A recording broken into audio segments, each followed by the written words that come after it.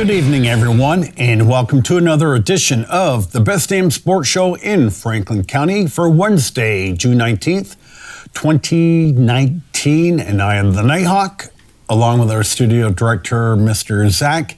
And on the panel this week, the Duke is off, and it's hard for just one man to replace the Duke. So we got two heavy lifters here to my immediate right, face that's kind of recognizable on these airways, Dustin Tanner. And on my far right, Nick, the Red Man Mumley. And good to have you young fellas on the air with me tonight. Good to be here. Happy to be here. Well, thank you. So before we get rolling, Nick, I grabbed the messenger out of my mailbox. Didn't have time to read it. Did you see the messenger today? I did not. Big article on the front page. Did not know this. Radio St. Albans is on the air. Oh, really? Really? It's back. 14:20 a.m. Really? And they said they will be going to FM shortly, 100.3. And part of the reason I bring this up, Dustin, is, of course, Red's dad, Greg, I used to work with. It seems like yesterday, it was actually like 35 years ago. But the years fly. They do fly. Yeah, Greg was the afternoon guy at the radio station. I worked nights. But and it was still 14:20 then. It was WWSR 1420. Yeah, that's cool how they kept the same. 1420. We're here for you. And but I go to my wife. I go, well, that's strange. They've been on the air apparently since June 1st.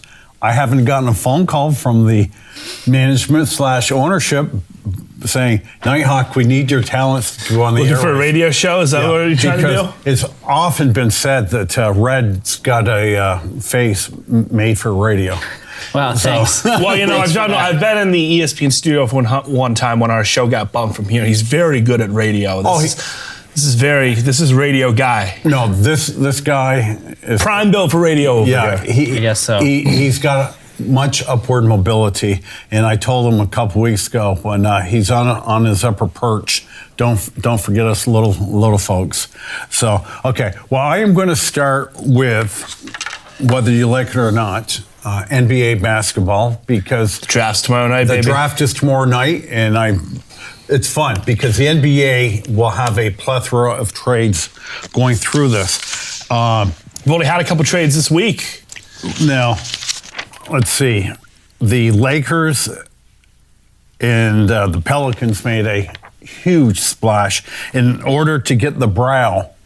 I mean, they gave up a ton of talent. Lonzo Ball, of course, we all hate his father. I mean, the kid's got some skill, bit more maturity. I think he's going to be good. Brandon Ingram, who was outstanding last year until he got hurt mid-March. And they also got the number 4 pick. Now, this number 4 pick, Dustin, he's moved up in the draft, and this kid is, and when I say kid, I really mean kid. They're all 19 years old. Yeah, none of them are old. No, none of them can drink. Not that I know of anyways. Is this Darius Garland out of Vanderbilt? Yep. They say he is the best pure shooter. And I'm going to try to connect the dots here. The Celtics, according to my sources, are in the fray for this number 4 pick. Now, they have the 14th, 20th, and 22nd pick. Nobody wants 4 number 1 picks to go to camp with. It's just, it's not a good thing. So the rumor I have, and again, you have to give up a lot, is we would give them our 14th pick, Jaylen Brown, and a first-round pick next year, just to move up 10 slots. Well, what say you? You like this deal? Well, it's interesting because New Orleans has been very clear about the fact that they don't really have a need for this 4th overall pick, right? They're getting Zion with that 1st overall pick tomorrow night. Like, almost as obvious as the Cardinals drafting Murray is the Zion pick tomorrow night. And the word is he's the best prospect since LeBron 15 years ago. And I think, you have a lot of assets now. I think one of the things you kind of forget about this AD trade is that Ingram and Ball are very, very young, too. They are very, very young. You still got Drew Holiday down there, too. You still have some talent Julius down Randle's there. still there, too. But Julius Randle did not get either. He opted out of his option. I believe he opted out of his option. And it appears the Knickerbockers are. But Randall's a good player out of Kentucky. Yep. Well, and they already have a young, decent starting five, especially when you add Zion. So, I think trading down for more assets is a great idea if you're New Orleans. Yes, I agree. This draft falls off at 3. According, you have Zion, Barrett, and then John Morant. Morant is going to go second. You know more about Morant than I do. Apparently, he's a great playmaker. Yes. He's more of a quarterback than he is a shooter. Yeah, Morant's a very good player. I've heard the best comparison I've heard of him is like Dwayne Wade, just not as much size, a little bit taller than Dwayne Wade, just not as big yet. But obviously, the kid's 19 years old, college sophomore. I think I think that'll come around in time. But I think he'll be a perfect fit with the Grizzlies, too. He's never been, the guy that wants to go big time. Murray State kid, always used to, not being in the spotlight. I think him going to Memphis is going to be a really good fit there. Memphis traded away Mike Conley. Exactly. Yeah, so I think that's in preparation. They need that point guard Connecting the dots. Mike Conley is a very, very good ball player. Expensive, but a very good ball player. He's getting up there in age as well. So Morant will become, is that how you pronounce his name? John Morant. Morant. John Morant. So Conley was traded today to the Utah Jazz in exchange for Grayson Allen, Kyle Korver, Jay Crowder, and a protected 2020 first-round pick. That's a good trade for both teams, I think, because Utah they're going to lose Ricky Rubio. I think that's pretty clear. So they get a point guard in Conley, who's going to be really good for them. He's a leader. He's been through it all in Memphis. I think it's finally his time to come in and win some games. Utah's a team that can do that. And for Memphis, they gain a lot of depth here. Jay Crowder's a really serviceable player. I like. Well, I think they get rid of the contract too. Conley's that contract's big as well. Yeah. A few years back when everybody's aunt and uncle were getting max 2016, contract. baby. You got it. Everybody, for whatever reason, and I remember Conley signed for a max contract, and the word there was, it's amazing how he got a contract that huge. For never making an all-star team. It was because he was a Memphis lifer. I mean, Mark Conley and Mike Conley and Mark Gasol. You get where I was getting at there. Yeah, I know. But they were the guys in Memphis for a really long time.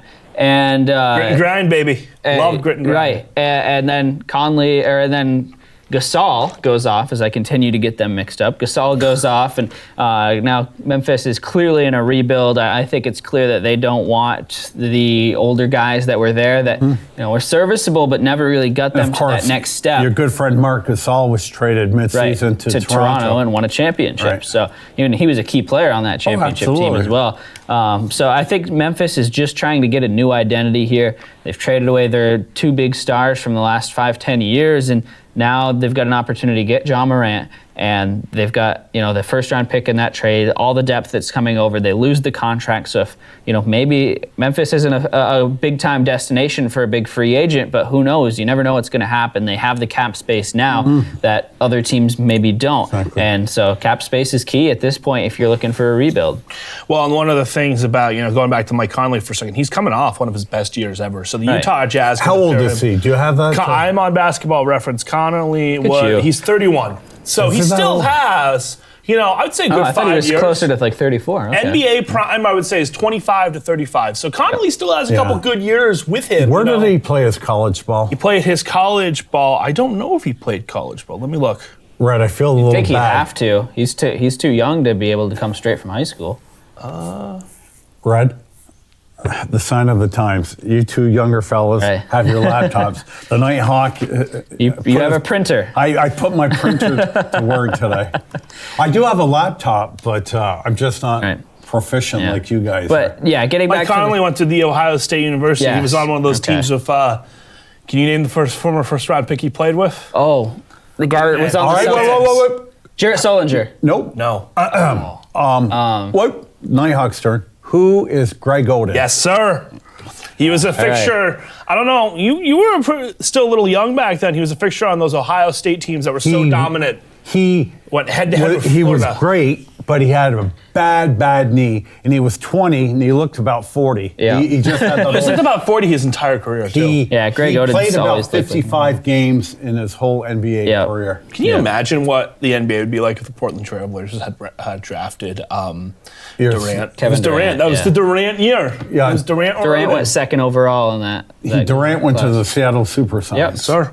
And that's part of the bad thing about the NBA, because the small market teams usually they can't retain the superstars. With the stars like, okay, you got the Brow going to New Orleans. Right. You finish.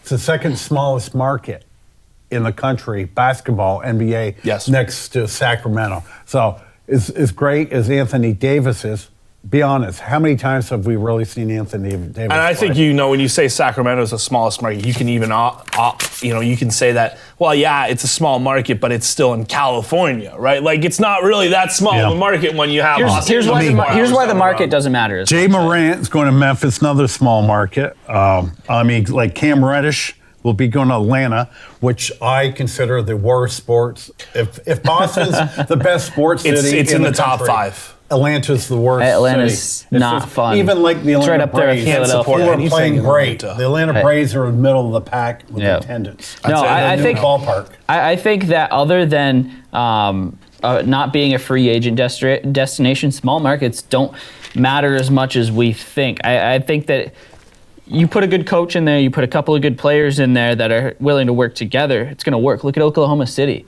I mean, that's a team that had made it to the finals and had one of the best rosters ever assembled in the NBA. Didn't work. It didn't work because of the cap, but they're still good. I mean, it's not like they're a bad team. They still have. They re-signed Paul George. Russell Westbrook. Paul George went down there Thunder to be a one and done. For these small market loved teams. Oklahoma City. Well, I think this is why you're kind of starting to see that landscape change in the NBA, where teams are willing to take the chance on the one and done. We don't know what's going to happen with Kawhi Leonard, for example. Right. Toronto's another example of not necessarily a small market, but not a basketball market. Well, the Nighthawk likes the deal that Kawhi Leonard is getting in Toronto. Now, I'm not talking money-wise. I like the deal. He can go to any restaurant in the city of Toronto for free. Now, the Nighthawk likes that deal. I think Toronto, if I was an NBA player and I wanted to be in a big market, yet still be in a small market, Toronto is great. Because when the Maple Leafs suck, all the attention is on the Maple Leafs. Yes, because Dustin, not only are you the star of the city, he's the star of the country. You are Canada's basketball guy. Because if I had to put a wager, it's probably 50-50, but there's intense interest with the Clippers, with him going to the Clippers. It looks like it's down to the Raptors or Clippers. Exactly. Now, the Lakers. Okay, they picked up the Brow in that big trade. What they're trying to do right now is they're hoping to trade Mo Wagner, Isaac Bonilla, Geronimo Jones, whatever. These are 3 guys. The end of their bench, basically. Right. But they're 3 guys that are on contract. Okay. They want to get rid of them to clear up enough cap space to make another $32 million max deal. What they're going to do, they want to do is get rid of the contract guys, and that just leaves them the Brow, LeBron, and Kyle Kuzma as the only players on the Lakers. And what they want to do here in the next 24 hours is trade for those second-round picks that basically nobody wants. They're cash. They're cash slots. But they're just so minimal salary that they will get a, quote, big 5 and probably 2 or 3 decent guys on the bench that can come in and spell. Well, it's interesting with the Lakers, too, because right now, do you think a team of Anthony Davis and LeBron James, do you think that team wins the finals? I don't. They don't have enough. I think they're just barely a top 5 team. Yeah, let me see if we have enough. We do have a call. Here we go. Good evening. Get that shoulder off your bat and the mud out of your cleats, because you're the leadoff hitter tonight on Franklin County's #1 sports show, the best damn sports show in Franklin County. I said that without even taking a breath. Good evening. A good-looking crew here tonight. Yeah, and I made sure I wore some sports paraphernalia this week. Yeah, you got it back. You got it going tonight. The swagger is back.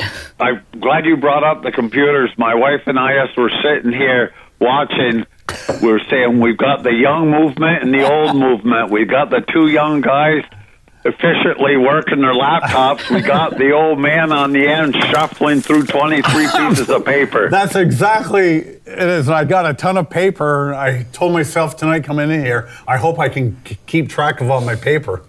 So, thank God for the youth movement. Exactly. Couple things with basketball now, and this is only me. If I was a young man to play, Toronto's much too cold. I don't like the markdown in Canadian currency. Now, you give me a place out in Arizona or California where the weather is warm, and I would be a very happy basketball player. Now, I do believe, caller, that Toronto, the players are paid in U.S. currency. They are, I believe. Up there. Yeah. So, but as far as the weather, is concerned, my first pick, and I don't care how good or bad they are, is I'm playing for the Miami Heat. Well, I mean, that's everyone's first pick. And if I'm no doubt about it. I mean, weather is everything. Yeah. And if I'm in the NHL, my first choice is the Florida Panthers or Tampa Bay Lightning. Yeah. Yeah, no doubt. Now, a very foolish question. Would in any way, shape, or form Zion could be traded tomorrow night? Zero. I mean, again.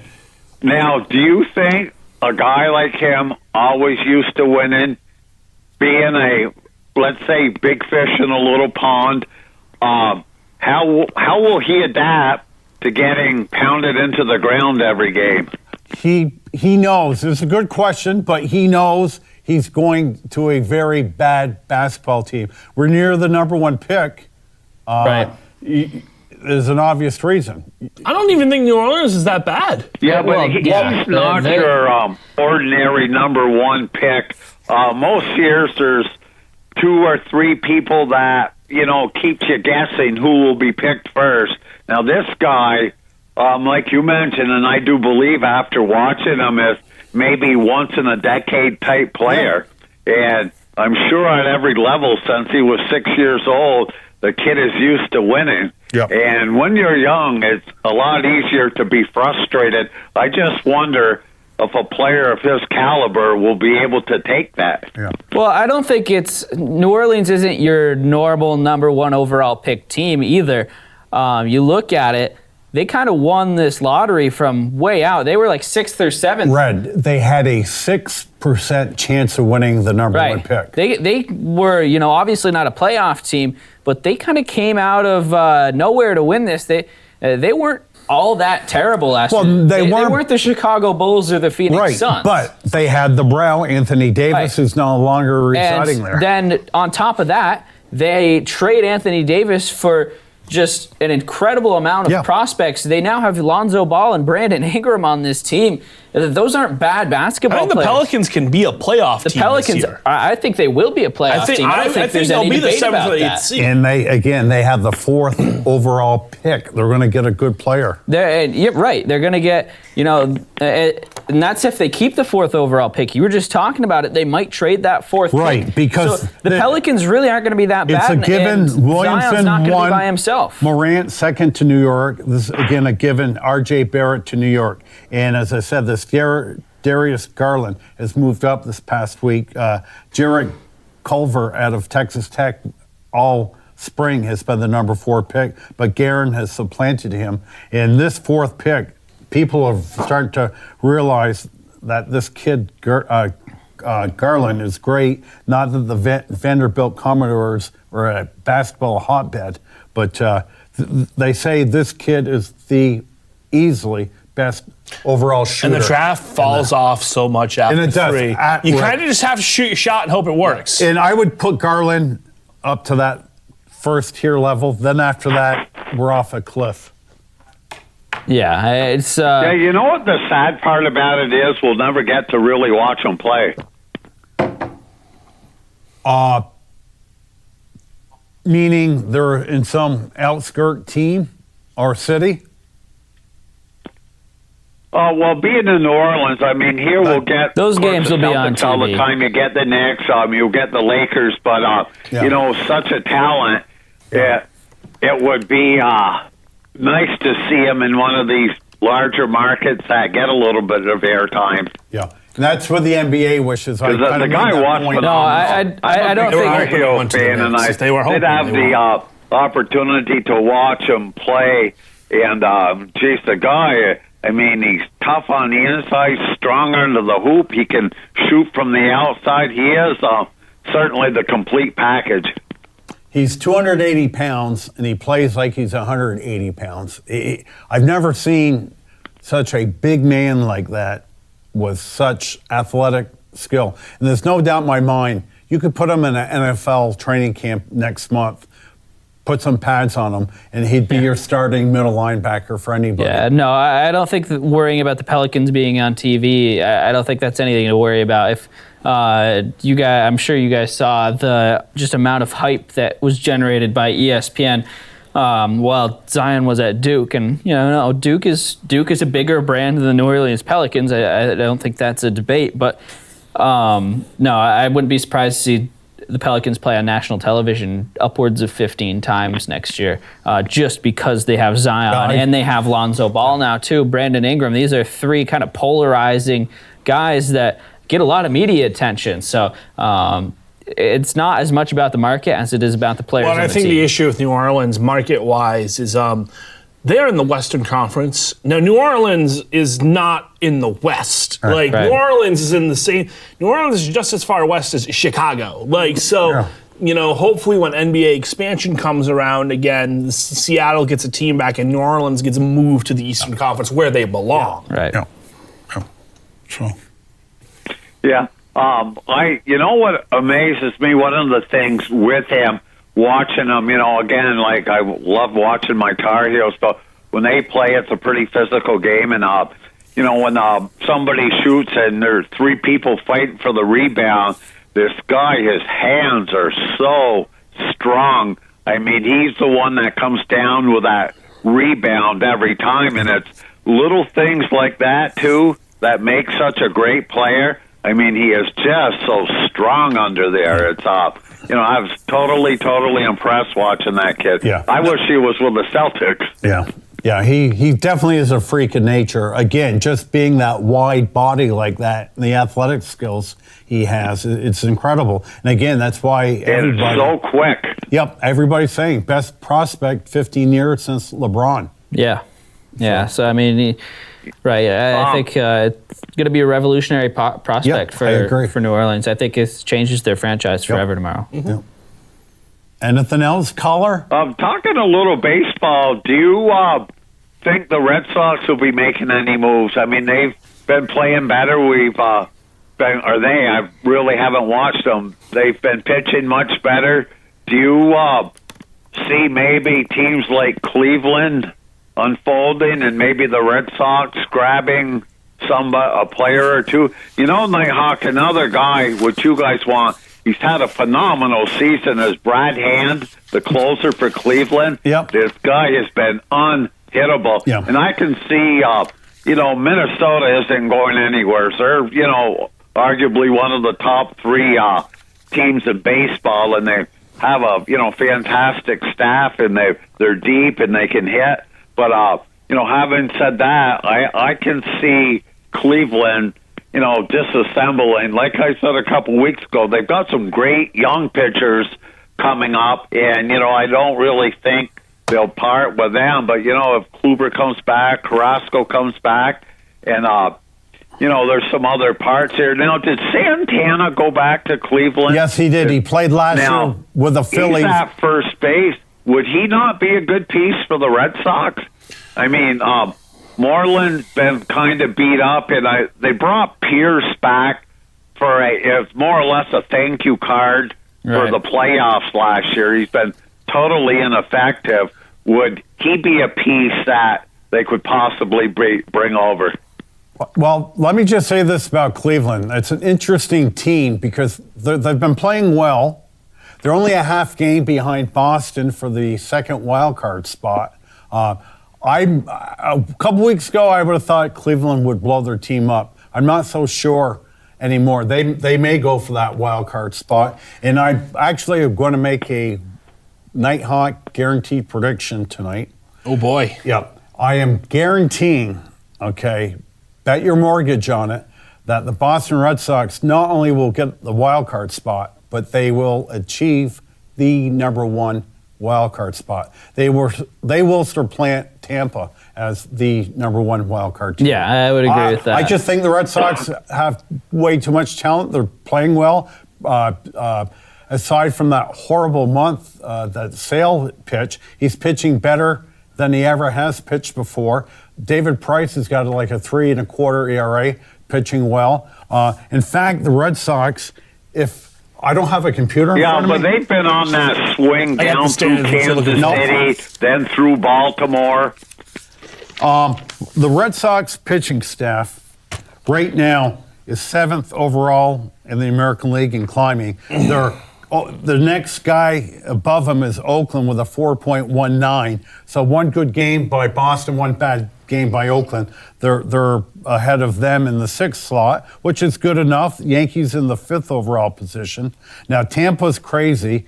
Number one, 3.07. Second team is Houston, 3.60. That's an incredible drop off. And as far as run scoring, Red Sox 3rd in the league. Behind Texas, 2nd, and Texas plays in the bandbox. Texas is having a quiet, good season. Exactly. Yeah, they had nothing. They had no expectations for that team. And the Twinkies are number one. So the Red Sox are playing well. I don't really believe you have to worry. Will they make a move? I think, yes, they will. Oh, I think there's definitely one coming. I wouldn't expect anything huge because they simply don't have. You're not going to trade your big league talent when you're trying to win. And you're not going to trade. And you're going to have to trade prospects. Red Sox don't really have a whole lot of prospects that they're willing to give up. If they're going to make a trade, it's going to be for a pitcher. I don't. It's going to be a closer. I'm going to zero in on it a little more. Right. It's going to be a relief pitcher. They have blown saves, top of the league blown saves, behind the Cubs, who just signed Craig Kimbrell because they had blown so many saves. Right. So I mean, you got to do something back there. And I will concede to Dustin. I said all last year that Red Sox shouldn't keep Craig Kimbrell. Not an important part of the roster. Dude, not worth the money. 89 save percentage for the roster, not worth the money. Red Sox have 8 blown saves this year. Just saying. Yeah, but you have to realize the Red Sox payroll's at $245 million.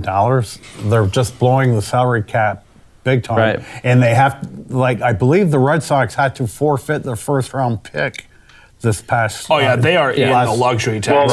Well, this is what happened this past year. They never got to pick until they had the 42nd pick. Exactly. In this year's draft, and you certainly don't reshape your minor league systems doing that. No, I mean you've got to learn to win on a lower salary. You'll never rebuild your farm system on those late picks like that. Again, the Red Sox made the best move any team can make by re-signing Bogarts, the shortstop, who is going to end up getting 100 RBIs. Shortstops don't do that. Right. Okay, he's probably hitting 285. Although, if I had to guess, he's going to hit 20-something.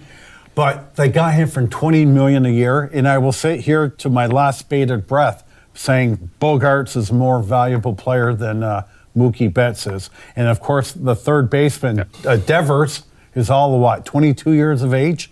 And this kid is, the Red Sox have so much talent. Benintendi can play better. Betts has had an off season. Jackie Bradley's hitting .213, just starting to come around right now. They're catching, the catcher is hit really well. Yep. And as we mentioned, the pitching's coming. I think the Red Sox, I think they'll be fine. Come October 1st, could be the leading contending team in the league. Yeah, I think that they're there. I'm too nervous for as a Red Sox fan to go into the postseason, assuming that they make it, without more bullpen help. Because they kind of came in, kind of throwing caution to the wind, saying, "All right, we lost our top 2 guys." Winter, that would be their weak point is the bullpen. I think we all pretty much agreed on that. Yep. And that that part has been exposed, and I'm sure they'll fix it. But I think one of the best moves they made Bogarts was fantastic, and they'll lock Benedetti up like that, and Devers up in the same type, those three. But one of the best moves was not panicking and signing Mookie Betts to a $400 million contract. Yeah, I agree. You're going to get Mookie one more year. Right now with the Machado and your guy from the Nationals, I mean, they got big paydays that I really don't feel they're living up to it. I saw Bryce Harper as my Nats continue our winning ways. We beat the Phils, and don't laugh, or the door's right. That's fine. I love it. But we beat the Phils today 6-2. Bryce Harper is now hitting .245. Okay, not the batting average is that important, but keep in mind he hit .249 last year. So is this the batting average we expect out of Harper? Now he's got 12 home runs. You're 9 games away from the halfway point, where even a second grader will be able to figure out, well, if he's got 12 home runs multiplied by 2, Bryce Harper 24 home runs for $30 million a year, that just ain't right. Yeah. He's got the 3rd most strikeouts in the National League, 2 behind the second place guy, Will Myers. He will get his 100 RBIs. Now, unfortunately for Philadelphia, their spark plug was Andrew McCutchen. He's out for the season, and they had to move Harper up to the 2nd slot, so that will retard his RBI pace. And Machado from San Diego, another $30 million baby. He's online right now for like 25 home runs, 90 RBIs. That's, to me, very pedestrian. Which is good, but not for 30-something million a year. And I hope the Red Sox are paying attention to that. I like these, to the good players, these $20 million contracts. Absolutely. The Bogarts contracts and a lot of the other 25-year-old kids.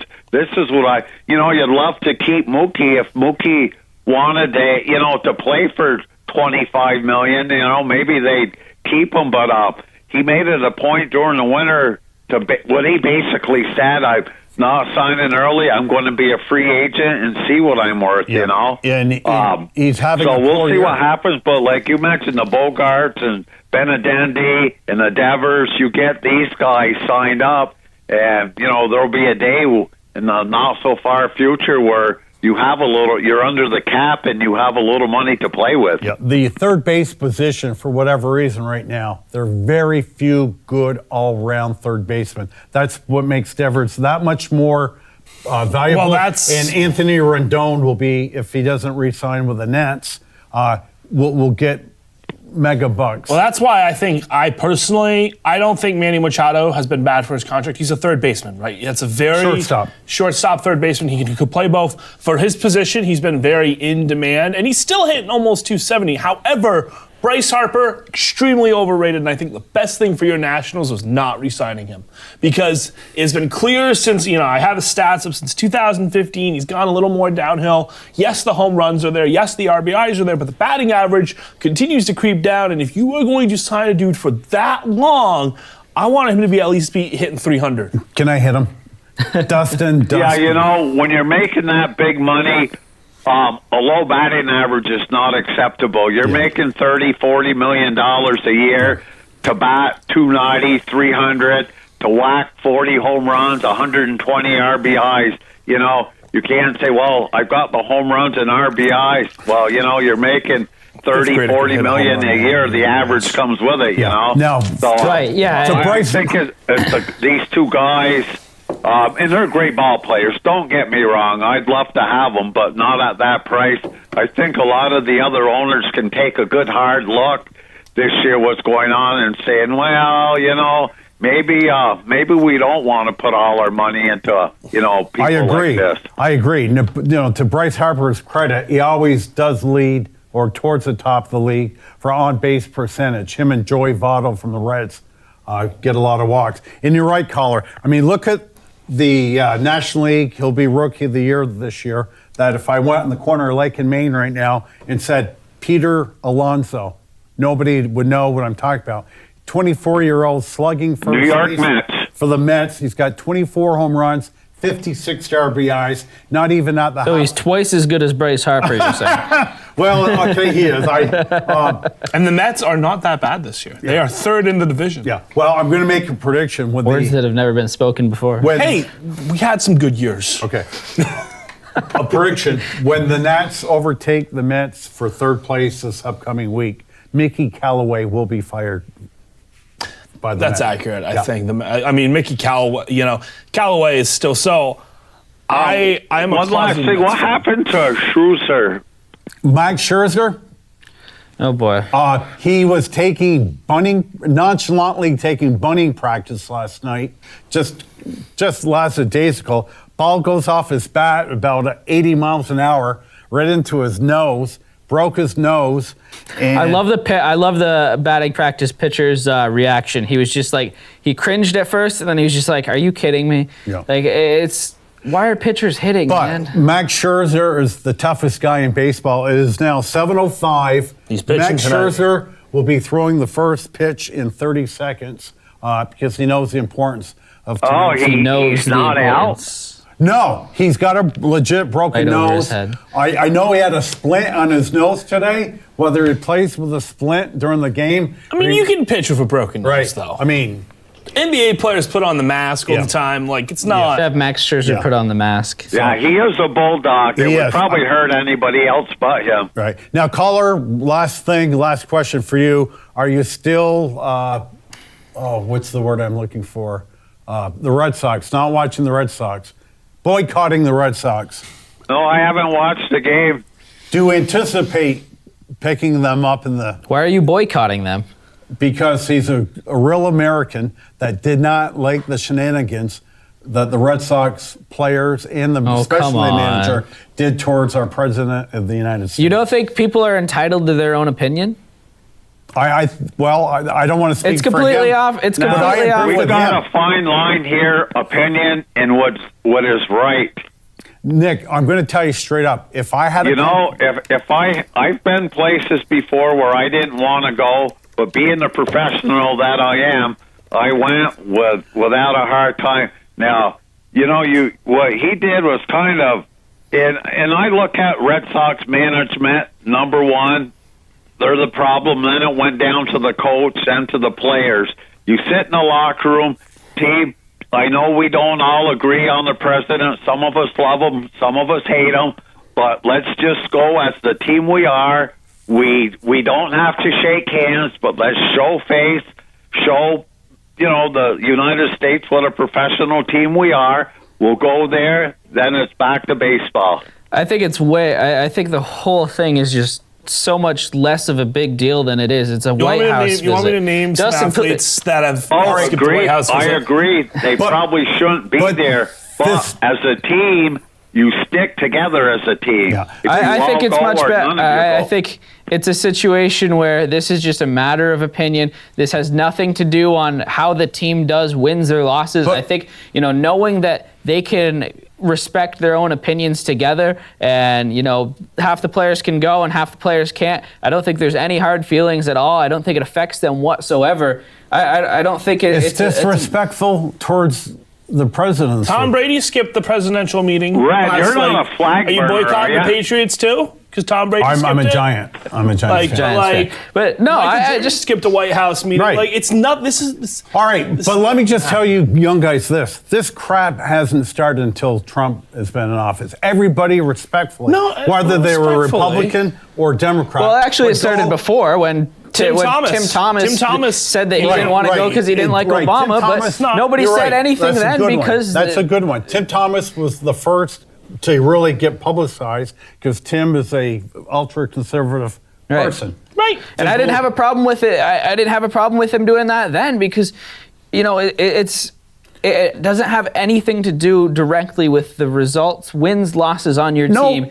It's a personal matter of opinion. I don't think America's built on this whole freedom. It's built on freedom. Why do you say? Well, why do you now go out and say, well, you have to do Well, this? let's see. Cora not only did not show up, but it said some pretty bad things. Do you about blame the him? I mean, he's Puerto Rican. Not to get political, but Donald Trump hasn't been the nicest to Puerto Rico. Coming here, making Puerto Rico millions a of state? millions of dollars of American money. Though. That's my take. Go ahead, caller. Repeat. We missed. Here's Cora, a guy from another country, coming here. No, he's not from another country. American territory. Leading off the money, making millions of dollars, then disrespecting it. I don't think Alex him Cora making is from America. Alex Cora is American. Puerto Rico is a territory. So Alex Cora is he's just as much of American as you, as me, as everybody in this room, as you, caller. Like, let's get that one straight. Like, Right. Puerto Rico is not a different country. right. I just think I fully get it. I mean, there's been a lot of stuff all over the place about how Puerto Rico just didn't get very great treatment. There's still not a whole lot going on down there after that big hurricane. And what did Puerto Rico do to themselves by having money for a hurricane? Puerto Rico, Red, it's a welfare nation. Over half their people, you're talking about being part of our country, over half that country, welfare. It's a welfare state. That's your tax dollars. Right, that is that's our why country. tax dollars going down there. It sucks, but at the same time, you live I mean, in the ocean like that, you be better prepared for hurricanes. well, and this is just getting completely away from it, but I just don't. I agree. I'm okay with Alex Cora making that decision because he has the right to say, I don't like the way the response or non-response that this president gave to my territory, state, whatever you want to call it, when the hurricane hit. He didn't think an ample job had been done, and that's the beauty of America. You don't have this isn't some communist country where you're going to go everywhere. The problem and is for us people that like it's all sports, about the freedom here. It's unfortunately blending politics in with And sports. that's I right. love politics and I love sports. I don't like blending them And together. this is why I try not to care about the White House visit. Right. That's why the White House my visit doesn't problem mean because, anything. Sports was always a place to get away from That's politics. exactly what it is for and me. that was the point I made. If you wanted to get away from politics, go to sports, sit back and enjoy it. And this kind of got dragged into it, and this is the part I didn't like. Like I said, yes, there's freedom, but there's respect and there's right and wrong things to do. And this is just my point of view. I'm not saying you're wrong. Nighthawk asked me if I was watching them. I lost respect for Cora and the management, the owners. That's my freedom. Yeah. I just think that, I'm a lot older than you guys. I was brought up differently, and I was brought up respecting things, and I was brought up, we had commitments to do things. I didn't always like to do them, but for the right purposes, I did them. No, and, listen, I respect the country. I respect the president just as much as the next guy. I understand the office. I understand, how big of a deal that is and how important it is to where America is today. I know my history. History's a favorite topic of mine. I study history every chance I get, and I respect all of that. But at the same time, I think it's more of I'm going to focus on me, and if this professional athlete feels differently than me, I can't do anything about that. I'm going to respect their decision because that's the beauty of America. We all get to make our own decisions. We all get to have our own opinions. And there's no point in going after somebody else for their own opinion because, you're not going to change it. I mean, Larry Bird skipped a White House visit in 1984. Michael Jordan skipped one in 1991 to play golf. This isn't nothing. This isn't new. This isn't anything that's new to me. Manny Ramirez, James Harrison, I think it's a day on the calendar where you celebrate. And if your calendar doesn't line up, you don't go. It's not the end of the world if you don't go. Regardless of who is in there as president, it's okay to not go to the White House. No, and I think all you guys are right. Just respect each other's. Yeah. I agree with the caller. I agree with you guys. But we all have a different view on it. But even if the Democrats, that's the beauty of it. And again, I'm not saying you guys are wrong. this is just my opinion, and I don't respect what happened, and I'm not saying I'm right. This is only me. One spoke on the rim, and I look at them a different way from my old body and my old points of view, and there's definitely a big generation gap between myself and the two young ones there, and it's just the way we were brought up versus today, and I'm not saying there's a right way or a wrong way. It's just the way I look at things, and not a big deal. Yeah. All right, guys. Thank you, caller. Good sport. Thank you. Bye-bye. Yeah, see ya. And I just end this topic. I will tell you, Dustin, a couple years ago when all these guys were taking the knee at the NFL, okay, I stopped other than watching my beloved New York Giants. Stop watching your Giants? All right. I did not, and I play in 3 fantasy leagues, okay? Love football. By the second week, what was it, 2 years ago? Yeah. I stopped watching every single football game. Watched the Giants, and that was it. Because to me, there is no argument. You don't just. I agree with the last caller, and you guys. No, I think they have the right, but you don't. I think the national anthem. I'd boycott the Giants for drafting Daniel Jones if I was that's a Nighthawk. great. I mean, I think there's another. We'll talk about stay that away later. from the TV. No, and I think the national anthem and the White House are two different things entirely, because a country's anthem is one thing, and I think that that's something worldwide. Every country, they stand for their national anthem. But you see what the networks did when this came out a couple years ago. They just stopped. They there. showed the sidelines all the time, and all these guys taking knees, and guys like me getting pissed off, and blah blah blah. But the ratings, that's where the money is, my boy. It took a nosedive. Then all of a sudden, the executives said, "Let's not put the camera on the sidelines anymore." Out of sight, out of mind. Right. And that's what happened. Did you see any sidelines last year? Of course not. No. Well, the national anthem for football games you're watching at home, I don't know if it's just me, but I never see the national anthem. You're right. During commercial break. Like, it was the one year when players were kneeling where we actually saw the national anthem. So it's like we've never seen the national anthem. Because they do the national anthem. Say you have a 1 o'clock game, about 10:01. Yeah. We're still in the pregame show. Yeah.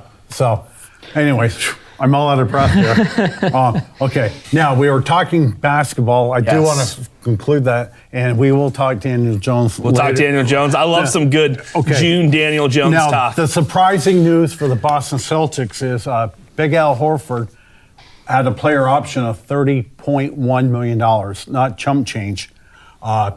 He opted out of that. The Celtics offered him a 3-year deal. He wants a 4-year deal.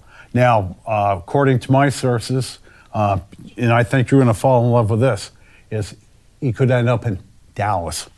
Now, who does Dallas have? Who are the 2 big guys in Dallas? Well, they have Kristaps and Dirk Nowitzki. Nowitzki is gone. Did he retire? Right. Wow. Who's I didn't know that was his last game. Who's last year. Luka Doncic. Exactly. Rookie of the year. Doncic. And one of my favorite players they picked up from the Knicks because he demanded to be traded was help me with the pronunciation. Porzingis. He is the pronunciation guy. Yes, he's the dude who gets it. But you put Big Al in there, that's going to make it a nice big 3. Yeah. Now Dallas the other destination for him would be the Clippers, with him and Kawhi playing together. But that was shocking. Now the Kyrie Irving was. No, I mean he ghosted the Celtics. Kyrie Irving basically just stopped talking to the Celtics. Yeah. Wow. The Kyrie stuff doesn't surprise me. The Al Horford stuff does. Shocking. Is weird. He according to all accounts, seemed like Al Horford loved Boston. Yeah. And I think he knew he was going to opt out here because he was on a 1-year, $30 million deal. I think he wanted a longer deal, maybe not as much money, but just more overall money over the course of the contract. And I thought for sure he's going to opt out to give Boston a more cap-friendly deal. Well, so that's the kind of guy he seems like he's been. But, man, the Boston Celtics are are kind of tumbling towards just as much of a dumpster fire as the Lakers are right now. So we've at the tumbled same time, into I don't blame them. mediocrity right now. Now, that's the same thought pattern I had. Opt out and maybe give him a 3-year, average 25 a year, give him a 75. Yeah. I think he's looking for 4 years, $100 million. This is his last contract until he ring chases, basically. So he's looking for that 31 years old. Yeah, so he's going to get $100 million. Right. But, I mean, we can talk all night about basketball, but there's just going to be so much going down tomorrow night. I can't wait for the draft. It's so much fun. Then we have NHL draft night, like Which back is to back Friday draft night. nights. And, of course, nobody knows anything about NHL draft. We all know Jack Hughes will be the first. I'm an overall. Avs fan. I've been watching prospects all night. I'm actually not taking Jack Hughes first overall. I'm not taking Jack Hughes. I am taking Kaku first overall. He got embarrassed in that World's tournament. He'll be the second pick, but the Canadians are picking 15th, and there's been a few names bantered about. But, for the most part, they're just really unknown names unless you're really into that type stuff. Yeah. Because NBA, you get drafted. You're playing 3 months later. NBA, in the NHL, you're 18 years old. The difference, 4 or 5 years. It's baseball in the sense of nobody can name the first guy drafted in the MLB draft. The difference in it as well is you look at basketball, you look at football compared to hockey and baseball. The biggest difference is you're not watching these prospects before they're drafted unless you're a diehard college hockey fan. Exactly. Or, maybe you're up in Canada OHL fan where you're watching OHL streams of the Ottawa 67s. Well, you're not watching these games. Right, yeah. These games aren't on, national television. There's no March Madness. There's no college football playoff. These guys are on the national stage before they're even drafted. So you're getting to see these big-time names, that you've seen and are now heroes to people from the college football ranks, college basketball ranks, and now they're going to the professional leagues. And so that makes it just as exciting. All the hype around Zion. The draft is going to be watched by so many people tomorrow simply because Zion is there, and Zion has been just a phenomenon for the last 5 years. Yeah. So we got ourselves our second caller here. We have a call. Good evening. We thank you. You're on the Best Damn Sports Show in Franklin County. Hello. This is the only sports show in Franklin County. Hey, Nick and I have a NASCAR show Monday nights. NASCAR is a sport. Yes, that's right. I'm glad you guys are doing such a good job because I used to call into the sports show and they didn't do anything about sports at all as far as with NASCAR. I know nothing. We'll have to have you on the Inside Groove there, Nighthawk. Hey, you guys will have some competition in the next couple of weeks. I understand there's going to radio station is coming back 1420. That was the first story, David, I brought up. Front page of the paper today, and apparently they've been on the air since June 1st. And on my way to the studio this evening, I actually flipped it over to 1420, and Bruce Springsteen was singing My Hometown or something like that. And my thought process to Red was, of course, I worked with his dad 35 years ago at the old WWSR. And my only query was, they haven't called me. Right. They said they're looking for talent. They haven't called me. Like, what's going on? It's not like you don't have the experience. Yeah. Now, I don't know. I don't quite understand this. The tower is down on Lower Newton Road? Yes, it is there. It's the big tower. John Kimmel, I think, put it up way back before they closed. Okay. Now, do they have their studio and offices on the Lower Newton Road, or where's that located? I haven't found that out yet. Yeah. Nice to get them on public access. Talk about bringing on back the old radio show because it was just badly needed. Just like this sports show and the NASCAR show. It's good that the people call in and talk about NASCAR or sports. Yeah, I always thought a good local radio station was the glue of a community. Absolutely. Yes. Yep. So, yeah. Well, I'm going down to Haas's and have a creamy, so I'll let you guys go. Hey, David, I'll be down there in about 90 minutes myself. Save some for me. Take it easy, guys. Okay, Bye-bye. take care. See you, David. I'm going to do my outrage. You gonna do your outrage? My outrage of the week. First team to do it. Just jump in when you know what I'm talking about. The Chicago White Sox.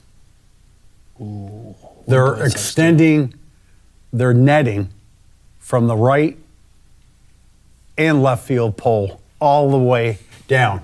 Now, teams have done polls on this over the last half dozen years, and overwhelmingly, the fans don't want it. Why? Well, because if you're sitting in that first tier, you're talking the big buck seat. Okay, now I'll give you a perfect example. I went down to D.C. a few years ago, watched my Nats. Bought great seats, a little pricey, but I said, how often are you down in D.C.? Beautiful ballpark, you want to go watch them. Exactly. So I buy them in February. Looking at the website in March, there's an article there about how they extended their netting to the end of the dugout. I says, boy, that's funny. My seats are right in the middle of the dugout. Oh, no. So I'm sitting there, my expensive seats, looking through a net. Okay, now, last year, I saw red, I believe. We were at the second game of the Lake Monsters last year, which incidentally turned into their home opener because their first game was rained out. Him and his little brother. It's a double header that went until like 1 a.m. Right, literally. Him and 13 of his best friends stayed for that. So I get to Centennial Field, top row, good seat. There's not a bad seat there. They have netting from left field to home, from home to right field. And I just felt like I was in a bird cage. Now, so how do I resolve this problem with people getting hit with a baseball? Pay attention. Watch the ball game. I don't know how many times I watch the Nats every single night, okay? DVR and watch them. People are on their little tweet machines, not talking. I mean, if you're getting hit by a baseball, like, I can be on my phone and not get hit by a baseball. Like, you know, here's the thing, though. A 12-year-old girl got beamed 3 weeks ago pretty severely. Right. She wasn't paying attention. Watch the game. She's 12, man. I mean, Wait. 12 years old in your last year of Little League Baseball. Ball comes at you. Worst case scenario, get you in the hands. I think. Well, it's Little League, so ball comes at you, they drop it. Obviously, it was actually it was fascinating to see the kind of statistics behind the whole Albert Almora incident that you're talking about a couple of weeks ago. The craziest part was that phone or no phone. Hate to break it to you, that ball's on you real quick, and coming in hot. I don't think there was any chance. I don't have the exact numbers in front of me, but they were crazy, mind-blowing numbers that. You don't have time. I mean, the way that ball gets on you, you barely have time to put your hands up. If you are dead focused on the game. At Olympic Stadium, and I had great seats first. You just can't risk having these kids get hurt. Remember Tim Raines? Yeah. Hall of Famer? Yes, sir. He hit a screaming line drive where my ego was big enough thinking I can catch anything, hit my way. I ducked. This thing was like a cannon right at me. I said, I have no chance catching this. And I ducked out of the way. I was watching the ball game, and I don't want to play a generational game with you, but people don't watch the games today as intently as they did when I was a kid. And I agree with you. It is a generational thing. And when I'm watching a ball game, you're getting me riled up here. I ain't even saying anything. And I've got Dustin Tanner behind home plate on his phone doing. Do you ever see that during the game? Hey, Mom, look, I'm on TV. Right. It drives me crazy. Now, if I'm at a ball game with a Red, I'm talking between pitches. Right. Talking, do we hit and run? Do you want to steal? What do you want to do here? That's what you do. Yeah, no, I think that, man, it's just tough because, last year we saw an older lady get killed by a foul ball. We see a 12-year-old girl get hurt severely with a foul ball. And like you said, it is a generational thing. It sucks that you can't rely on people to pay attention like that anymore. But you've got your device it's not the same for anybody. I think there's even people your age that are hooked on that phone so much that it's taken attention spans right away. And I agree with you. Well, ever since this world of technology has come around, the world is just sitting there and focusing on something that you're at. It just doesn't exist Here's the thing anymore. that I you look got to at. change with the times. I remove all the technology for a second, and I do want to acknowledge the fact that exit velocity speeds of balls have gone up a lot in the last 20 years. The balls are coming off the bat quicker. Yes. So, we have to acknowledge that in this argument. Yeah. Let me just I have a skewed opinion because people I hang out with really not only like sports, they love it. So if I went to the ball game with you two guys, I expect nothing but banter of the game. I'm watching the game. But not everybody, because the average Joe will go. It's a family experience, especially in these minor leagues. Tweet machine. So my opinion again is skewed because some just it's a sunny day. Let's bring the kids out. And look, if I'm going to bring my kid to a ball game, I'm going to buy seats that are not going to get hit by I don't want to say I'm going to buy seats that are going to, but if I'm bringing my 5 or 6 year old to a ball game, I'm sitting out in the bleachers where I'm going to know a ball is coming. Or I'm sitting behind home plate, behind the normal netting that's already there. I'm not sitting on that dugout line unless if I'm not doing that because I know I have a kid with me. Myself, I will, but I'm responsible enough to know that I'm not going to put my kid in that harm's way if I can't pay attention to everything at once. And it's tough too because I'm pretty sure there's only a couple of teams in the league that if you go on their ticket website, will tell you, there's netting here, there's netting there. Okay. I think the Brewers are the only team National to do Zone, that. I just went on their website. They extended to the end of the dugout a couple of years ago. I think that it's the team's responsibility to step up and say, listen, if you're going to buy these seats, if you're going to buy these seats online, a big warning pops up on your screen, or there's no netting here. Beware. Don't bring children under. Maybe you make it so bring them at your own risk. Maybe you make a section where no kids under the age of 15 are allowed in this section. Now, so the teams have to be proactive here as well. The teams are just as responsible as the fans are here. About 5 years ago, my wife and I went to PNC Park, Pittsburgh. Beautiful ballpark. Heaven.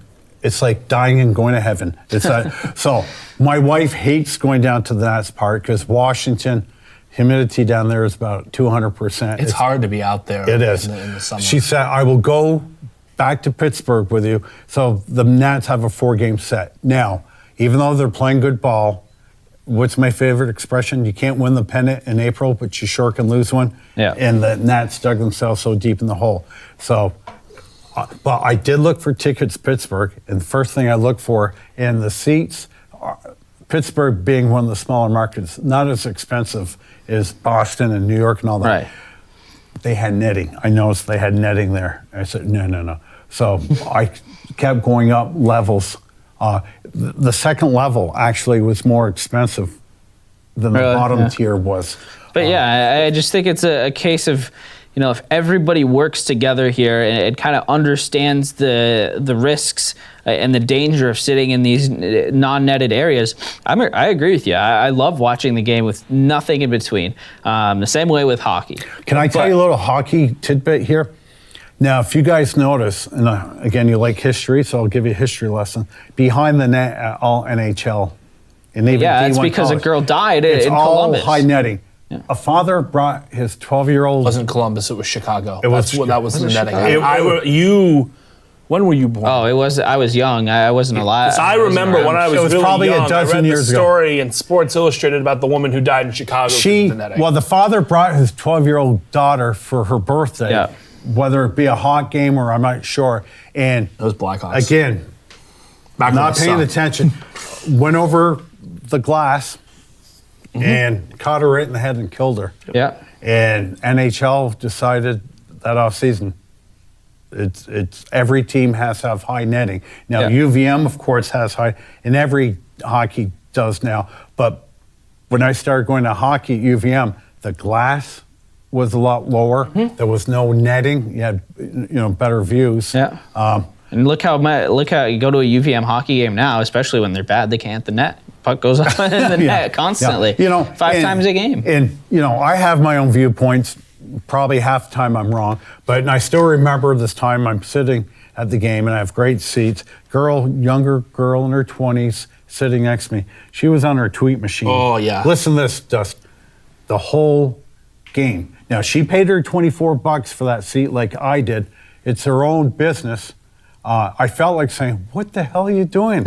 All the action's here. You can go home and do that later. But the whole game, she was on that thing. And again, it's her right, her privilege to do what she wants to do with that seat. But and attendance numbers are down, TV ratings are down. You guys are actually more of an anomaly than anything because youth participation is way down in all sports, not one particular one. Losing refs at the state level. We need more refs for local sports. Really? We're losing. Yep. Well, even stuff I don't know what I'm talking about, hunting and fishing. Those numbers I've heard from the fish and game wardens are drastically. Well, I mean, when you can turn on your phone or turn on your Xbox and play hunting and fishing, why wake up at 3 in the morning? Yeah. I mean, so and I have to have a better realization that the culture has changed. Yeah. And people don't want to do stuff anymore because it's all, But also the fan has changed a little bit. I know a bunch of people who love to be on their tweet machines, but they'll go to the sports games and they'll pay attention to the sports games too, but they'll be checking their news and stuff. The modern fan has changed, and I think some of the leagues have been better than others at adapting to the modern fan. Right, like look how the NBA has done been it, right? great to the modern fan. This is why you see NBA, NBA games are still a great experience. Major League Baseball, I think, is catching up to the modern fan a little bit. Right. Same thing with football. I think football is well, I know because football, some of the new stadiums, you can plug in your computer because a lot of the rabid fans play fantasy. Exactly. And they like on time. You want to know what's going on. You're at a Panthers game. You want to know what's going up out Seattle. Exactly. You want to know how many yards Russell Wilson has then in Exactly. there. Right. Exactly. And, look at what the NBA does and compared to baseball. Well, tell me. I'm not sure what you mean with the NBA. NBA, I mean, they're very active on social media. They highlights everything. Everything's highlights. They have stuff. You go to an NBA game. It's like go on your phone and do this and that. And so it's they embrace it. The baseball. You've got your baseball purists and. These guys are always going to be, pushing back against. Not to come at you. I mean, I don't have a problem with it. I consider myself half and half. Like that whole the whole Players Weekend thing. I think that's really stupid. Where they put the nicknames on the back of the jersey. Yeah, I hate that. Let me ask you two guys this: National League, yes or no? DH. I think Max Scherzer proves that it should be a DH league. Absolutely not. You're wrong. Okay. Wow. Dustin, I'm taking that for creamy after. The DH, let me tell you, what makes a National League game special is that your pitcher is when I am up at 11 o'clock and I get that notification that what's-his-face for the San Diego Padres says bomb. Remember when Bartolo Colon hit a home run? Yeah. Greatest moment in baseball that year. So I am going to walk you back a little bit. You ain't walking me back. The DH is great because... Why are you sending Max Scherzer out to bat? But he actually is one of the better hitting pitchers. Having the pitchers come out to bat is great because it is damn fun. And watching Rick Porcello line a bases clearing double off the wall against Max Scherzer last year at Nationals Ballpark is one of my favorite baseball memories of all time. But let me ask you something. And let me finish. Yep. I'll use your line. I think that it's also big time for the managers because you can do so much more managing and you can really put your footprint on that game with that pitcher spot. You can get creative and move the pitcher spot to 6. Why are you arguing for the pitcher? Right, you do. Why are you making my argument for me? I said I'm walking it back a little bit. You do double switches all the time. Right. Let me ask you let me cut in. Okay, let me ask you a simple question. I get a warm and fuzzy feeling when I see a pitcher lay down a nice sacrifice bunt. The bunt, the art of the bunt. Right. Is that boring? We just saw a double against. Did you see the Cardinals? The double against the Matt Carpenter. He bunted. Double. Like the art of the bunt.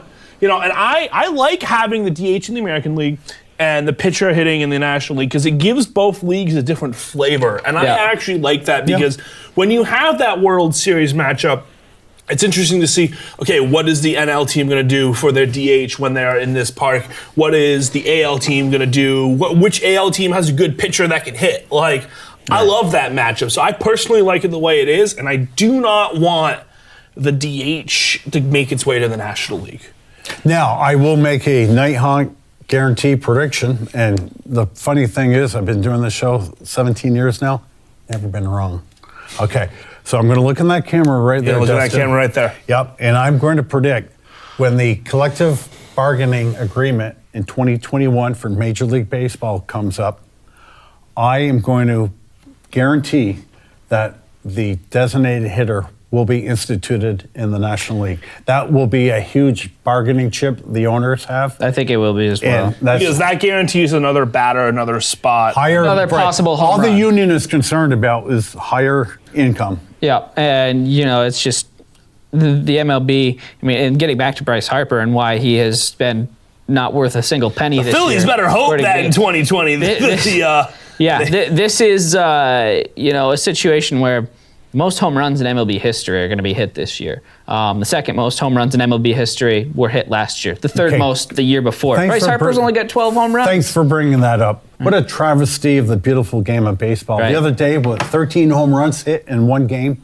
Well, it's once again a generational change because, the younger generation. That's not a generational change. That's the steroid era, man. They want dongs were hit all the time in the steroid era. You know what excites me in the baseball game? Era. But this is home runs have been around forever. Right. But people want the instant gratification. It's an all or nothing thing. Dustin, I think you'll appreciate people this. our age don't like doubles as much as they love like the home double. runs. Yeah, but most people I get defensive about the double. Dustin, this listen is to my this. one take that I get defensive about. We start a baseball game.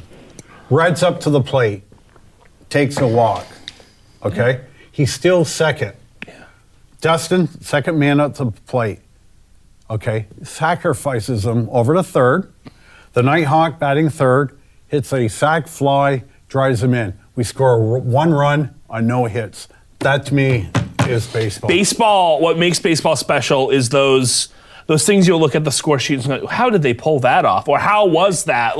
And while I love seeing the home run, it gets a little tiring, Oh, absolutely. You want to see the mixture. As the home run's a very exciting play. And, if you've got a guy who hits 45 home runs on your team, then that's pretty awesome. But at the same time, you want to see a little bit of everything. You want to see those innings where you don't have a hit, but you get the run. That is what is so cool about baseball, is because baseball is weird. And baseball's not weird when half the guys come up and hit a home run, the other guys pop out to right Back field. in 1968, I was all of 10 years old. The world champions that season, Detroit Tigers, beat the St. Louis Cards in 7 games. Mickey Lolich, left-hand pitcher for the Tigers, won 3 games, won the MVP. That year, Bob Gibson of the Cards, his ERA for the season, 1.12. Jeez. It was also 1968, if you remember correctly. Denny McLain won 31 games for the Tigers. 2 things we'll never see again. Right, because back then, people pitched 300 innings, and they only had 4 starters. Yep. Now, you know what happened after that 1968 season? Everyone's arms fell off. No. They took the pitcher's mound and cut 6 inches off the pitcher's mound because they were so afraid the lack of hitting. Because also in 1968, Carl Yastrzemski won the American League batting crown with a .301 batting average. I mean, I think it's about finding that delicate balance, too. And, I think one of the things that's special, you look at, Hank Aaron's home run record. That's special because even though we're having the most home runs ever, you still don't know if anyone's going to have that longevity to get there. I think, like Nick says, it's about a mix, right? You don't it's the same thing you look at when you watch hockey. The occasional 8-7 hockey game is fun, but I think a hockey game is more fun when it's 2-1 with a minute left to go, and this goalie has 50 saves and is standing on his feet. That's fun. And I think with baseball, there's nothing cooler than it's the 8th inning. This guy's got a no-hitter going. Tune in now. You'll agree with this. BFA, I think it was second seeded hockey team. The hockey season this year. For a high school championship back in February, March. Dustin didn't want to go to that game because he thought it would be boring. All right, I went to the first period. BFA heavily favored. You went to that game, right, didn't you? Yeah. For the record, Nick and I had worked the game before, so it's not like I wasn't there. Okay. So, but what happened to your point, or Nick's point, BFA, much better hockey team in the South Burlington. The goaltender for South Burlington had 40. Well, CVU. CVU. So I was at the South Burlington game. South Burlington was last year. Okay. They lost last year in similar fashion. So the working theory Nick and I have is that we are awful luck for Bob White hockey because ever since Nick and I have started calling Bob White hockey games, they have choked first round back-to-back years at home against two teams that they should have beaten handily. But that is, to me, the beauty of hockey, where that is one position more than any, and if any sport, a goaltender. Well, I think the Bruins in the Blues Stanley Cup Game 7. The Blues were dead last. They Jordan Bennington saved their season, got them to the playoffs, won them multiple games in the playoffs, got them single-handedly to the Stanley Cup Final, and then single-handedly won them Game 7.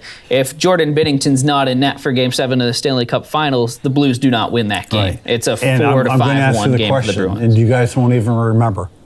Who was the number one goalie for St. Louis before? Jake Allen. You got it, Jake Allen from Montreal. Shaky Jakey. And Jake Allen. As an Avalanche fan, I'm so thankful for Jake Allen because he got us into the playoffs last year in Game 82, and he just got shaky. Yeah, he'll be traded this offseason. Yep. So can you guys even name the last team Jordan Bennington was playing for? Did he play for another NHL team? He's playing for an AHL team. Yeah, he played. Oh, let me guess. How about the Peoria Rivermen? No, they aren't in the AHL anymore. Oh, they're not? No. He played for Providence last year. He was playing for the San Antonio Rampage as his last team. Okay. He was, and I know this because one, I have it pulled up, and two, the Rampage. Big Rampage guy. Well, the Rampage used to be the Avs. Back in the NHL, used to do this really weird thing where teams would share farm teams. Yep. Like. And the Blues and the Avalanche shared the San Antonio Rampage. And it was really weird that our farm team was in San Antonio. It's like, okay, why are we sending them down to San Antonio to play hockey? Right. But no, this is a guy who was bouncing around. NHL hockey minor leagues are really weird. It's a tough go. But there's not a lot of money in, just like minor league baseball. The AHL is poor. The ECHL is like even poorer. Right. It's good hockey, but it's just the East Coast Hockey League, rarely does a player ever make it up to the NHL. Yeah. If you're not sent down to the AHL, you're not coming. You're not coming back. Right. I don't believe. Well, Jordan Bennington was an ECHL kid. That's what makes his story so special. Yep. Correct me if I'm wrong. I don't believe I've seen you since a couple of weeks ago when UVM Catamounts hockey. One of only two real good players on the team. And Jake Massey left, who I think is an absolutely great hockey player, decided not to come back. And usually, my opinion is you stay in college, but I think he made the right choice. We all know how Nick Mumley feels about the UVM hockey program. Would you like to remind us, sir? Or are you not allowed to remind us anymore? I just don't like Kevin Sneddon. Now, did you tell me he's on the last year of his contract? Yes. You know Hopefully. that for a fact? Fingers crossed. Question I have, and I keep forgetting to call the ticket office, are the new seats being put in this summer? They've broken ground. They've broken ground on the project. I would assume that I would assume that the thing would be ready for next year. Guessing that the seats would be put in during this construction period because that's not a hard thing. No. To do. Right. I think Gutterson will go first because they're getting the renovations. The basketball arena will be a lot longer. That's 2021 when that'll be ready to go. Because Gutterson is just getting a facelift. Right. Gutterson's just getting a scoreboard, and you would think new seats. Anybody who's ever sat at the seats at Gutterson would be like, get new seats, please. I've told this story a few times. My wife used to go to the UVM hockey games with me. A few years ago, Martin St. Louis had his number retired. Yep. Everybody's aunt and uncle showed up for that. And when that place is packed, you're literally sitting. Oh, it is not a comfortable like to watch a game. So I look up my wife. She has a little trickle tear coming down the side of her cheek. And I go, Donna, what's wrong? She goes, my back. my back's killing me. And I said, well, can't you readjust? She goes, I can't move. And you know what my smart wife did? At the first intermission, she went back to the car in the parking garage where she always keeps a book or her Kindle, and she read for the next 2 periods while I watched. And she told me, said something like, oh, Nighthawk, I love you, but I'm going to tell you, I'm never going to go to another hockey game until they get seats. She will go to one game a year, throw me a bone, but that's it. Now, as much as I complain about Gutterson, have you ever been to the Patrick Gym when it's full? I went to the American East. I think we were both at the conference game this year. I went with Bryce, who used to host a show and is on the board here, because he had an extra ticket and we're standing room only. And I'm like, it's hot. You were standing room only? We were at the very top. Yeah, so we're that's in the like nosebleeds at UVM, and it's like, this is fun because it's UVM, but I'm like, I would never pay more than I would not pay for this ticket again. It's one of those things where it's cool. It's my first ever UVM game I've gone to, but we've spent a lot of time down there because of the VPA playoffs and just hanging out in that gym. It's not comfortable. And what I do now, and I used to go to a ton of basketball games. I've been a season ticket holder for hockey for about 35 years, but basketball, they're on the computer quite often. So I'll take my laptop and put it on my belly and stream them and just watch the game. And, Well, that's the thing is, as a sports fan, every single game I want to watch, I can just watch from the coziness of my couch. I don't have to go to games. I don't have to shell out that money. The other thing, especially in the winter. Especially when you don't want to go out on them roads. The NFL, still a very popular game, but their attendance over the last 5 years has dropped. We have a caller here. Because you don't want to go watch an NFL game. Last 10 minutes. Do we have a caller? We do have a caller. We do. I do have a thumb. Good evening. You're on the Best Damn Sports Show in Franklin County. Hello? He didn't do shit. He didn't do shit until you found you were just a fucking PLA fan. And you're like, oh, I can do this. I could do this. I deserve this. Who? You lost me. Did you call into the correct show? Yeah, that didn't need that to be That did not meet the FCC standards right there. No, I would have appreciated that call more if I knew what the topic was. Yeah, I don't know what he was talking about. What have we talked about? But maybe Jordan Biddington? Is that I think that's Jordan Biddington because he's saying he didn't do blank. I mean, Jordan Biddington, I don't know. That's a weird one. Yeah. Yep. All right. Well, hey, I love Northwest Access TV After Dark. I love live TV. Couple things. I never talked about the Yankees. I do want to touch base. Your thoughts on them picking up the home run king of the American League this year? The Yankees can have every single guy who can blast home runs. If they can't get good pitching, they ain't going to win. I said the same thing last year when everybody was anointing them champions before the season because they got Giancarlo. You can hit 10 home runs in a game. If you give up 11 runs, you're still going to lose. I did know earlier in the show their team ERA is the 5th best in the league.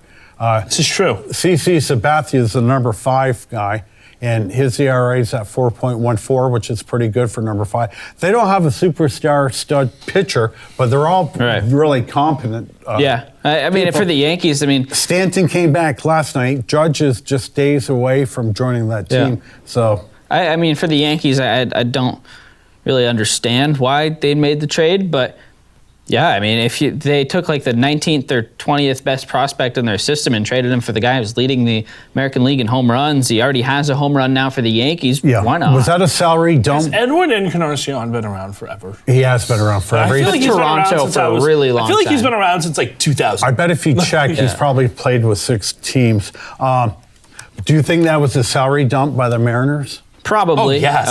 Now, do you remember a couple of weeks ago they traded Jay Bruce to the Phillies after McCutchen went down, and he just every game was hitting home runs. Right. Yeah. Encarnacion has been in the majors since 2005. Can anybody guess the team he started with? Wasn't former Lake Bonsus affiliate. Cincinnati Reds. There it is. Yeah. Okay.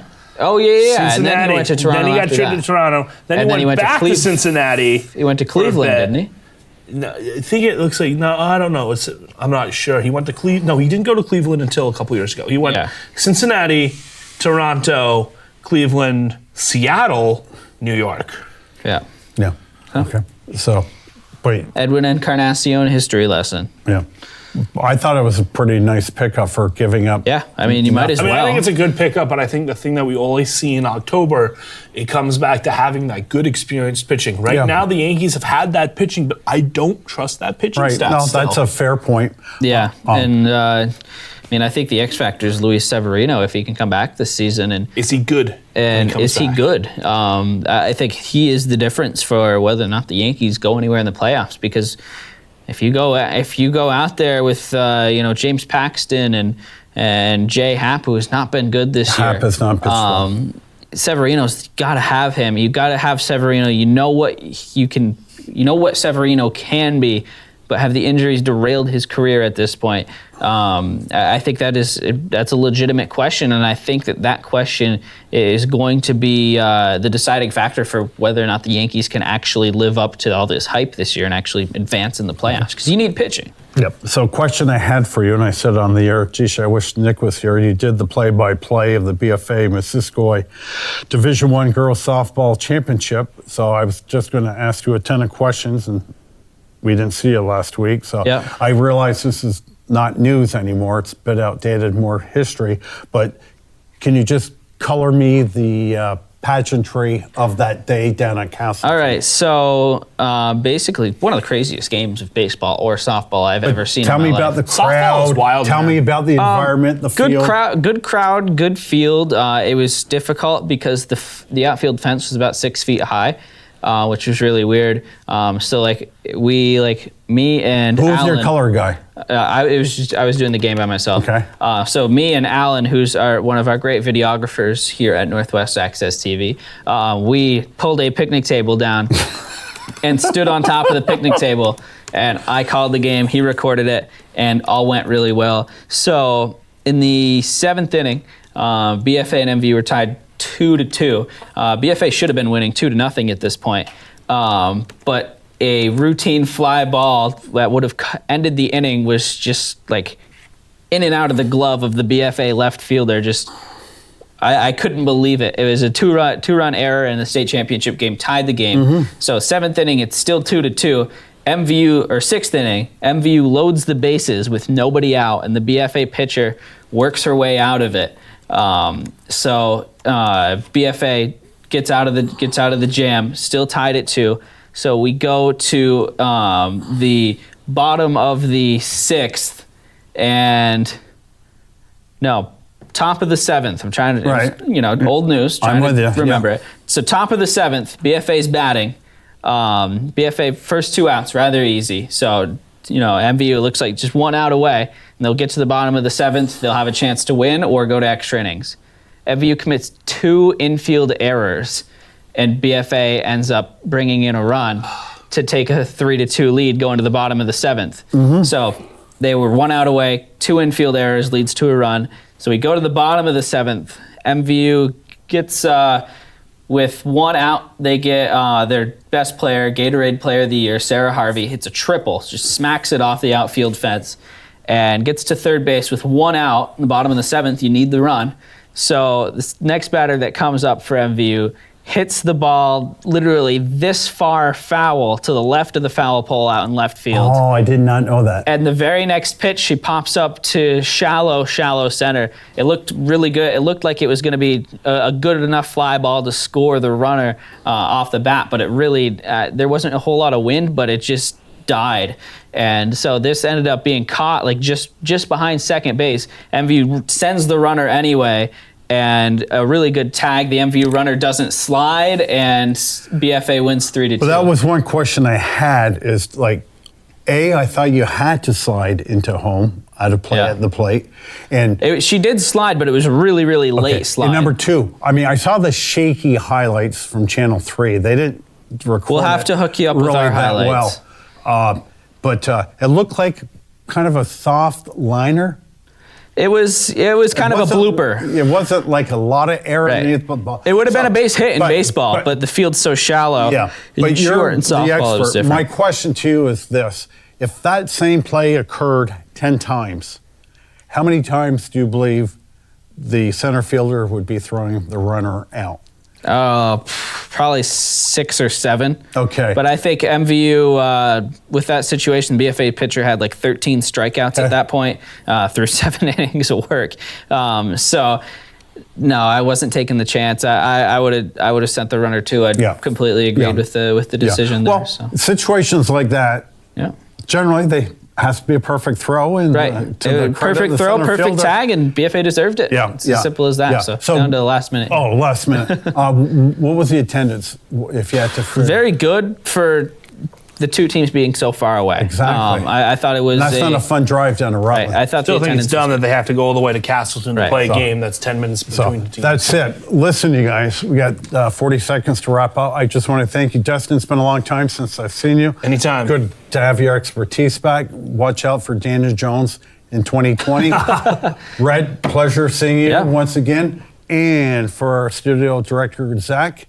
Folks, I am the Nighthawk, and always, always remember this, that you do not have to be a great athlete to be a good sport. Ciao for now.